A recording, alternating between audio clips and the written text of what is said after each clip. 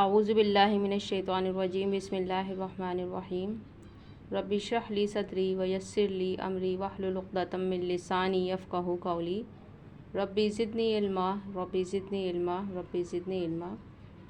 सूरह आले इमरान का हम मुताला कर रहे हैं। इसका पहले रुकू का मुताला हम कर चुके, जिसमें हमने सबसे पहले पढ़ा इसकी मुशाबिहत जो है, ये जुड़वां सूरत है सूरह बकरा की, और दोनों ही मदनी सूरतें हैं।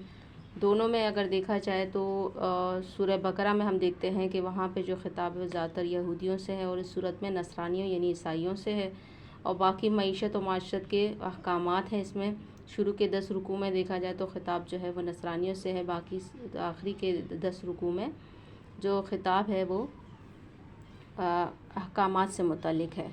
अब इसमें हमने हमने इसमें मुताला किया था पहले रुकू का, तो उसमें हमने सबसे पहले अल्लाह ताला की तारीफ़ का इसमें था कि अल्लाह ताला जो है वो ज़िंदा जावेद हस्ती है। फिर इस किताब का ज़िक्र हुआ कि ये किताब नाजिल की कुरान पाक, जो कि दूसरी पहले जो आईवी किताबें हैं तौरे ज़बूर और जो बाकी किताबें हैं उन सब की तस्दीक करती है। फिर इसके बाद अल्लाह का वो ज़ात है जो सब कुछ जानता है, चाहे वो माँ के पेट में जो तख्लीक हो रही है उसको भी जानता है, और जो छुपी हुई चीज़ें और जो ज़ाहिर ज़मीन आसमान में सब चीज़ों को जानता है। फिर इसमें हमने ये पढ़ा कि इस किताब में 2 तरह की आयत का ज़िक्र है, एक मुहक्कमात और एक मुतशाबिहात। जो जिनके दिलों में टेढ़ होता है वो ऐसी आयत के पीछे पड़ते हैं जो कि मुतशाबिहात होती हैं, और मुहक्कमात वो आयत हैं जिसमें वाज़ेह अहकामात होते हैं, और जिनके दिलों में टेढ़ होती हैं वो फितने की तलाश में और लोगों को हदायत से गुमराह करने के लिए वो मुतशाबिहात के चक्कर में पड़े रहते हैं। फिर इसमें एक बहुत ही अच्छी हमने दुआ पढ़ी कि रब्बना ला तुज़िग़ क़ुलूबना बअद इज़ हदैतना व हब लना मिन लदुनका रहमा इन्नका अंतल वहाब। ये दुआ उन लोगों के लिए है जो कि जानते हैं कि उनको हदायत मिल चुकी है। अब हदायत मिलने के बाद भी वो इस बात अल्लाह ताला से दुआ करते रहते हैं कि या अल्लाह तू हमें जिस सीधे रास्ते पर लगा चुका है तो हमारे दिलों में कहीं टेढ़ना पैदा कर देना, हमें इस सीधे रास्ते से दोबारा से गुमराह ना कर देना, हमें गुमराही के अंधेरों की तरफ दोबारा ना ले जाना। तो ये वो दुआ है जो हमें बहैसियत एक मुस्लिम हमें अपने हर वक्त की दुआओं में शामिल रखनी चाहिए। आज के रुकू में हम स्टार्ट करते हैं औज़ु बिल्लाहि मिनश्शैतानिर्रजीम बिस्मिल्लाहिर्रहमानिर्रहीम। इन्नल्लज़ीना कफ़रू लन तुग़निय अन्हुम अम्वालुहुम वला औलादुहुम मिनल्लाहि शैअन व उलाइका हुम वक़ूदुन नार। इन्नल्लज़ीना, जिन लोगों ने कुफ़र का रवैया इख्तियार किया है, उन्हें अल्लाह के मुकाबले में ना उनका माल कुछ काम देगा ना औलाद, वो दोज़ख का ईंधन बनकर रहेंगे। अब यहाँ पे जो है हम पढ़ रहे हैं कि जो लोग कुफ़र का रवैया इख्तियार करते हैं तो उन्हें क्या कहा जा रहा है कि वो किस चीज़ का ईंधन बनेंगे, दोज़ख का ईंधन बनेंगे। और कुफ़र का रवैया क्या है? जो अल्लाह का इनकार करते हैं, अल्लाह की दी हुई तालीमात का इनकार करते हैं, तो और वो समझते हैं कि उनके पास जो माल है, औलाद है, उस पर उनका बहुत गुरूर होता है, घमंड होता है कि यही हमारे काम आएगा, हम जो है इसकी सिफारिश से हम सब कुछ कर सकते हैं। तो यहाँ पे वाज़ेह कह दिया गया है कि ना उनका माल कुछ काम देगा ना उनकी औलाद कुछ काम देगी, और वो दोज़ख का ईंधन बनकर रहेंगे। आगे फरमाया जा रहा है कद्दाब बि आल फ़िरऔन वल्लज़ीना मिन क़ब्लिहिम कज़्ज़बू बि आयातिना फ़अख़ज़हुमुल्लाहु बिज़ुनूबिहिम वल्लाहु शदीदुल इक़ाब। कि उनका अंजाम वैसा ही होगा जैसा फ़िरऔन के साथियों का और उनसे पहले के नाफरमानों का हो चुका है कि उन्होंने आयात इलाही को झुटलाया। नतीजा ये हुआ कि अल्लाह ने उनके गुनाहों पर उनको पकड़ लिया, और हक़ ये है कि अल्लाह सख्त सज़ा देने वाला है। अब यहाँ पे बताया गया है हमें एक इबरत के तौर पर फ़िरऔन का यहाँ पे ज़िक्र किया जा रहा है कि फ़िरऔन का जो हाल हुआ वो पूरी दुनिया जानती है। उसने भी इस दुनिया पे ख़ुद को इसको इतना घमंड था अपने उस पे बादशाहत पे और अपनी माल और दौलत पे, अपने जायदादों पे, कि उसने अल्लाह ताला का इनकार किया था, अल्लाह ताला की आयत को झुटला दिया था। तो नतीजतन क्या हुआ कि अल्लाह ने उनको उसके गुनाहों पर पकड़ लिया, اور پھر جب اللہ پکڑتا ہے تو اس کی سخت پکڑ ہوتی ہے کہ وہ زبردست سخت سزا دینے والا ہے۔ قل للذین کفروا ستغلبون وتحشرون شدید العقاب قل للذین کفروا ستغلبون وتحشرون الی جہنم وبئس المہاد۔ پس اے محمد صلی اللہ علیہ وسلم، جن لوگوں نے تمہاری دعوت کو قبول کرنے سے انکار کر دیا ہے ان سے کہہ دو کہ قریب ہے وہ وقت جب تم مغلوب ہو جاؤ گے اور جہنم کی طرف ہانکے جاؤ گے، اور جہنم بڑا ہی برا ٹھکانہ ہے۔ اب نبی صلی اللہ علیہ وسلم سے کہا جا رہا ہے کہ جو لوگ تمہاری دعوت کو قبول کرنے سے انکار کر رہے ہیں ان سے کہہ دو کہ قریب ہے وہ وقت جب تم مغلوب ہو جاؤ گے۔ اور اس کے بعد ہم دیکھتے ہیں کہ غزوہ بدر کا واقعہ ہوتا ہے اور اس میں سے کس طرح سے مسلمان جو ہیں غالب آتے ہیں۔ اور یہ تو دنیاوی وہ ہے، لیکن اگر ہم آخرت کے اس کے حساب سے دیکھیں تو آخرت میں بھی ان کا کیا ہے کہ وہ جہنم کی طرف ہانکے جائیں گے، اور جہنم بڑا ہی برا ٹھکانہ ہے۔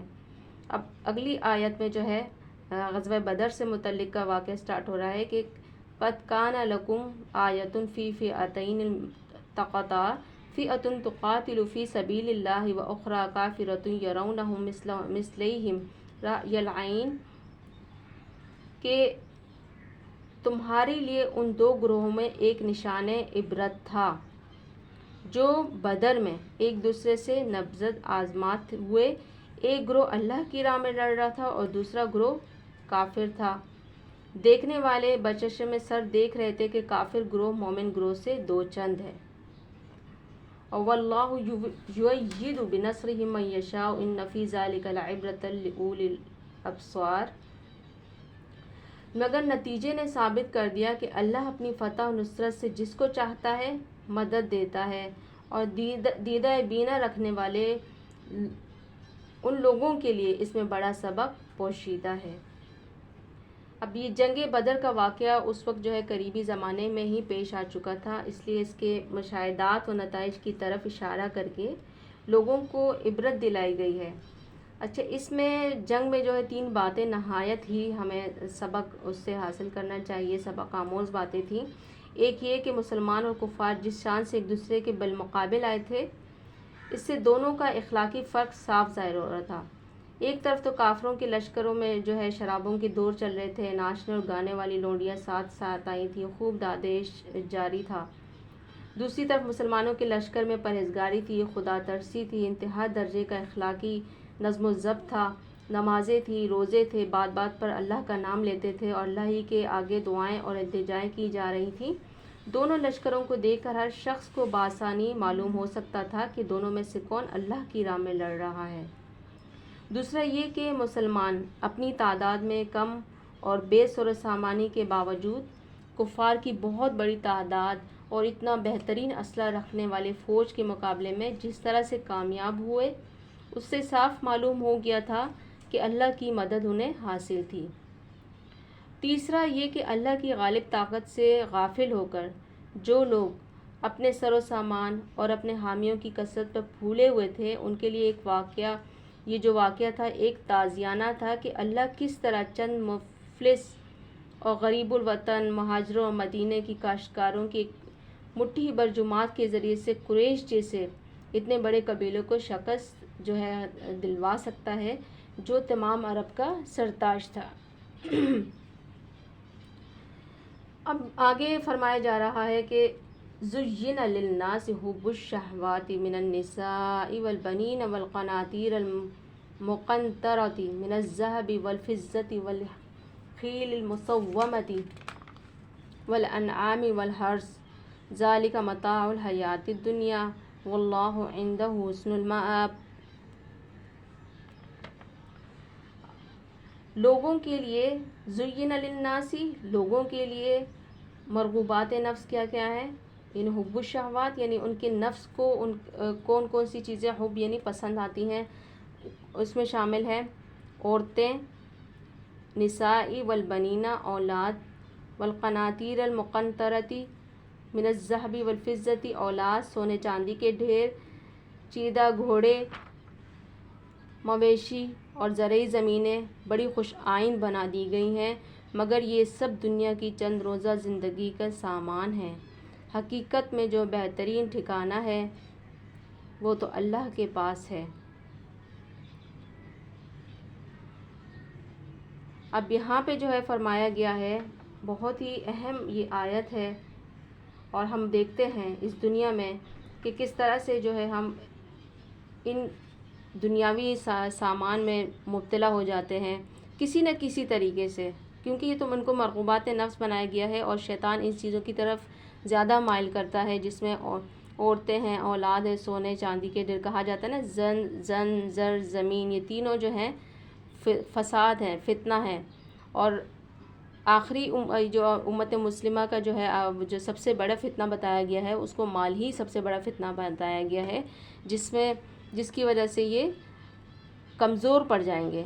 تو ابھی بھی آج کل ہم دیکھتے ہیں کہ جو آسانیاں ہیں، مرغوبات ہیں دنیا کی، مال کا فتنہ ہے، زمین کا فتنہ ہے، جائیدادوں کا فتنہ ہے، مویشیوں کا، جتنی بھی وہ ہے ساری چیزیں ہیں، یہ سب ہمارے لیے ایک فتنہ بنی ہوئی ہیں، اور یہ ہمیں اپنے اصل مقصد سے دور کر رہی ہیں۔ جو ہمارا اصل مقصد ہے دنیا میں، ہمیں جس مقصد کے لیے بھیجا گیا ہے، ہمیں خلیفہ ایز اے نائب بھیجا گیا ہے، تو اس مقصد سے ہم ان چیزوں کی وجہ سے بہت آسانی سے دور ہو جاتے ہیں، کیونکہ یہ چیزیں ایسی ہیں جس کے ذریعے سے ہمارا ایک ویک پوائنٹ ہوتی ہیں، اور شیطان اس ویک پوائنٹ کو پکڑ کے ہمیں ان چیزوں میں مدہوش کر دیتا ہے، ان چیزوں کی خوبصورتی میں، گلیمر میں ہمیں گم کر دیتا ہے۔ تو اب اگلی آیت میں بتایا جا رہا ہے کہ یہ تو ایک ایسا وہ ہے، ایک دھوکہ ہے، فریب ہے، لیکن اصل حقیقت کیا ہے؟ اللہ فرما رہا ہے قُلْ أَنُبِّئُكُم بِخَيْرٍ مِّن ذَلِكُمْ لِلَّذِينَ اتَّقَوْا عِندَ رَبِّهِمْ جَنَّاتٌ تَجْرِي مِن تَحْتِهَا الْأَنْهَارُ خَالِدِينَ فِيهَا وَأَزْوَاجٌ مُطَهَّرَةٌ وَرِضْوَانٌ مِّنَ اللَّهِ وَاللَّهُ بَصِيرٌ بِالْعِبَادِ۔ کہو میں تمہیں بتاؤں، اَنُبِّئُكُم میں تمہیں بتاؤں، بِخَيْرٍ مِّن ذَلِكُمْ کہ ان سے زیادہ اچھی چیز کیا ہے۔ وہ اچھی چیز کیا ہے؟ جو لوگ تقویٰ کی روش اختیار کریں۔ اچھی چیز کیا ہے؟ تقویٰ۔ ان کے لیے ان کے رب کے پاس باغ ہیں جن کے نیچے نہریں بہتی ہوں گی، وہاں انہیں ہمیشگی کی زندگی حاصل ہوگی، پاکیزہ بیویاں ان کی ساتھی ہوں گی، رفیق ہوں گی، اور اللہ کی رضا سے وہ سرفراز ہوں گے۔ اللہ اپنے بندوں کے رویے پر گہری نظر رکھتا ہے۔ یعنی اللہ غلط بخش نہیں ہے، نہ سرسری اور سطحی طور پر فیصلہ کرنے والا ہے۔ وہ بندوں کے اعمال اور افعال اور ان کی نیتوں اور ارادوں کو خوب جانتا ہے، اور اسے اچھی طرح سے معلوم ہے کہ بندوں میں سے کون اس کے انعام کا مستحق ہے اور کون نہیں ہے۔ یعنی یہاں پہ دو رویے بتا دیے گئے، ایک تو دنیا کی زندگی میں مرغوبات نفس بتا دی گئی، اور جو ہے بتا بھی دیے گئے ساتھ میں کہ دنیا کی چند روزہ زندگی کے سامان ہیں۔ دوسری طرف میں جو ہمارا بہترین ٹھکانہ ہے وہ تو اصل میں اللہ کے پاس ہے،